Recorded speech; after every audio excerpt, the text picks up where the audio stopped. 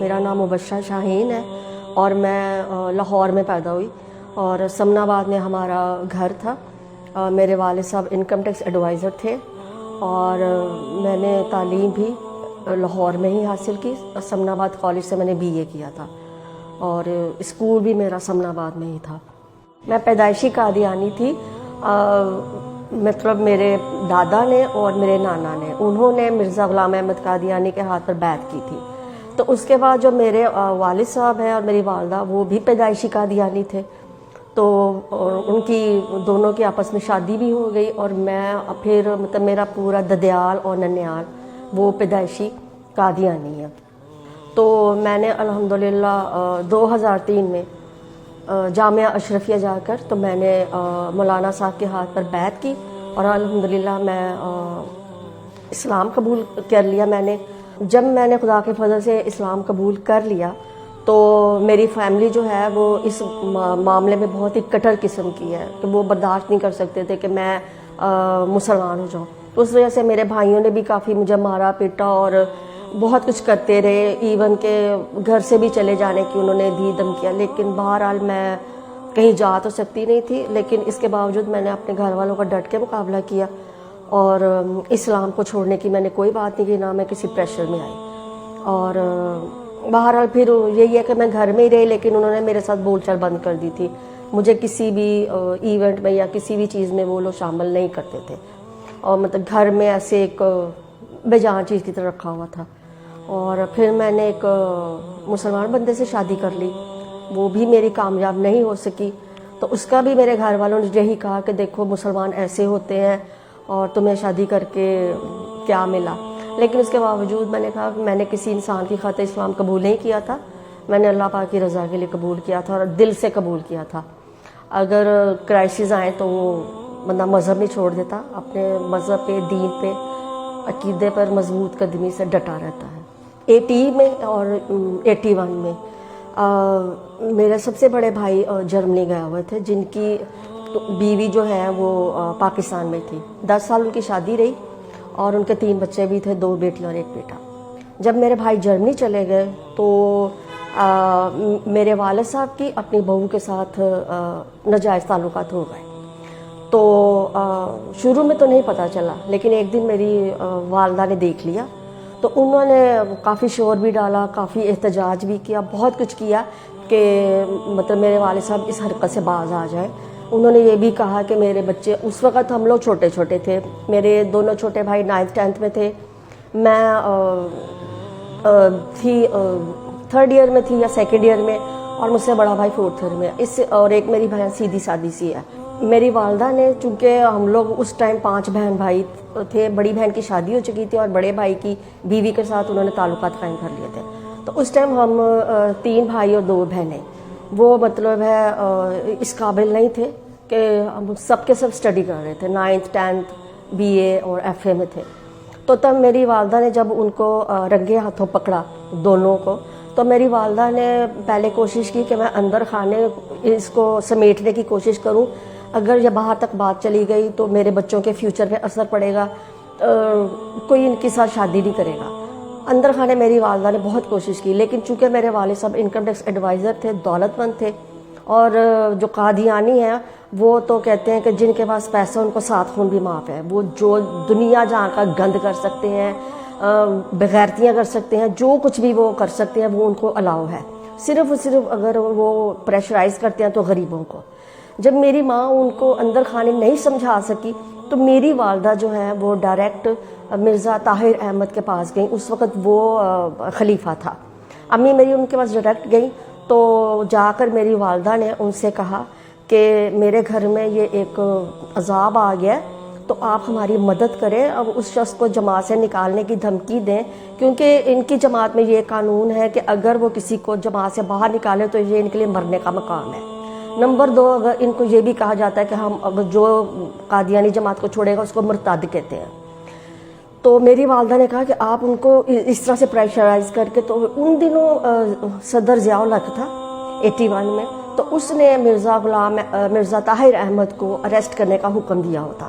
وہ ان دنوں اپنی گرفتاری سے بچنے کے لیے بھاگ دوڑ کر رہا تھا، لہٰذا اس نے میری ماں کو سرسری انداز میں لیا کہ حالانکہ یہ ایک بہت بڑی بات تھی کہ ایک شخص سر عام زنا کر رہا ہے اور وہ اس کو بجائے اس کے ساتھ غلط اس کے ساتھ سختی سے سلوک کرتے، اس کو تھریٹ کرتے، لیکن انہوں نے پوری جماعت نے میرے والد صاحب کو سپورٹ کیا۔ اس کے بعد میری جو والدہ ہے وہاں سے مایوس ہو کے آ گئی۔ اس کے بعد میری والدہ جو ہے وہ جماعت کے بڑے بڑے عہدیداروں کے پاس گئی، جن میں ایک بہت بڑا عہدیدار تھا قریشی محمود تھا، اور اس کے علاوہ بھی اور بہت سارے عہدیدار تھے جن کے اس ٹائم مجھے نام نہیں آ رہے۔ تو ان سب نے میری ماں کو بہت زیادہ ذلیل کیا، دھکے دیے اور انتہائی حقارت ہمیں سلوک کیا۔ تو میری والدہ نے کہا کہ اگر اس نے اب لوگوں نے اس کو یہ والا کام نہ چھڑوایا تو میں کچھ بھی کر سکتی ہوں۔ انہوں نے کہا اگر تم نے کوئی ایکشن لینے کی کوشش کی تو ہم تمہیں جماعت میں سے نکال دیں گے، اور اگر تم نے کوئی اور ایکشن لیا تو ہم تمہارے شوہر سے کہہ کے تمہیں تمہارے گھر سے بھی نکلوا دیں گے اور خرچہ بھی بند کروا دیں گے۔ اور کچھ عرصہ میرے والد نے ہمارا خرچہ بھی بند کر دیا۔ تو جب گھر میں فاقے آئے تو پھر میرے بھائی والد صاحب کے پاس گئے اور کہا کہ خرچہ وغیرہ تو دیں، اور تو میرے والد صاحب نے یہ شرط رکھی کہ میں اس عورت کے ساتھ سر عام رہوں گا، مجھے کوئی تنگ نہ کرے اور نہ کوئی مجھے کوئی پریشان کرے۔ چونکہ اس وقت بھائی چھوٹے تھے، کمانے کے قابل نہیں تھے، تو میری والدہ جو ہے وہ جماعت نے ان کو پریشرائز کیا کہ آپ نہ تھانے جائیں گی، نہ کچہری جائیں گی، اور نہ ہی آپ اس بات کا اشتہار بنائیں گی کہ جی آپ کے میاں نے یہ کام کیا ہے، ورنہ کچھ بھی ہو سکتا ہے، وہ آپ کو گھر سے نکال دے گا۔ تو امی میری کہنے لگی میں 5 بچوں کو لے کے کہاں جاؤں گی، کیونکہ سارے رشتہ داروں نے، سارے محلے داروں نے، عزیز و اقارب مل سب نے ہم پہ دروازے بند کر دیے۔ تو میرے والد کو فل پروٹیکشن دی انہوں نے، جماعت نے بھی اور ہر بندے نے، ان کے دوستوں نے، میرے سارے رشتہ داروں نے۔ تو اس کے بعد وہ کھلم کھلا 14 سال تک اس عورت کے ساتھ رہے، جب تک کہ ان کی ڈیتھ نہیں ہوگی۔ 94 میں ان کی ڈیتھ ہوئی تھی انگلینڈ میں، انگلینڈ سے ہی ان کی ڈیڈ باڈی پاکستان آئی تھی۔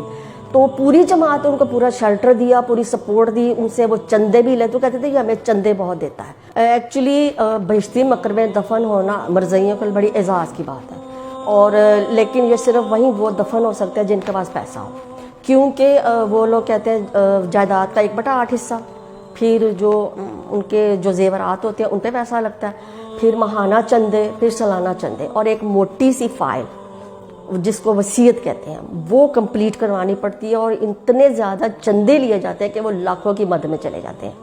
اور جب وہ میرے والد صاحب نے اور میری والدہ دونوں نے وصیت کروائی تھی، تو جب 94 میں میرے والد صاحب کی ڈیتھ ہوئی تو وہ ان کو ربوہ لے گئے، ربوہ میں لے گئے۔ تو یہ جو ان کے کارکن ہیں وہ غنڈہ گردی اور بدماشی دکھاتے ہیں، اور اس ٹائم بلیک میلنگ بھی کرتے ہیں۔ تو جب کہ میرے والد صاحب کی وصیت کمپلیٹ تھی، انہوں نے کہا جی 500 روپیہ کم ہے، جنازہ تمہارا رول جائے، سڑ جائے، ہم نے جب تک آپ لوگ پیسہ پورا نہیں دو گے ہم نے ان کو دفن ہونے کی اجازت نہیں دینی۔ میرے بھائی لڑ پڑے، انہوں نے کہا ان کی تو وصیت کمپلیٹ ہے، لیکن میرے والد صاحب کے دوست نے کہا کہ جو مانگ رہے ہیں ان کو دے دیں، ورنہ تمہارا جو ہے نا باپ کا مردہ وہ رول جائے گا۔ کیونکہ مرزائیوں میں ایک یہ بھی ہے کہ وہ مردہ چاہے رول جائے، سڑ جائے، اس کا بیڑا غرق ہو جائے، جب تک آپ پیسے کمپلیٹ نہیں کرو گے وہ نہیں دفن ہونے دیتے۔ میرے بھائیوں نے اس ٹائم، تو ہر بندہ ہی اس ٹائم پریشان ہوتا ہے کہ اس کا جو ہے جو فوت ہو گیا اس کی فٹافٹ تدفین ہو جائے۔ میرے بھائیوں نے فوراً 500 روپیہ دیا اور پھر ان کی تدفین ہوئی۔ 2010 میں میری والدہ کی ڈیتھ ہوئی، میری والدہ کی بھی وصیت کمپلیٹ تھی، لیکن انہوں نے پھر رولا ڈالا کیونکہ یہ لوگ دہاڑیاں بناتے ہیں، تو انہوں نے کہا جی 250 روپیہ کرنا ہے۔ وہ بھی میرے بھائی نے فٹافٹ 250 روپیہ دیا کہ وہ پچھلی دفعہ کی طرح نہ ایسا ہو جائے، کیونکہ وہ تو ماہر ہے مردہ رولنے میں کہ وہ کچھ بھی ہو جائے۔ تو پھر 250 روپیہ دے دیا اور پھر میری والدہ کی وہاں پہ تدفین ہوئی۔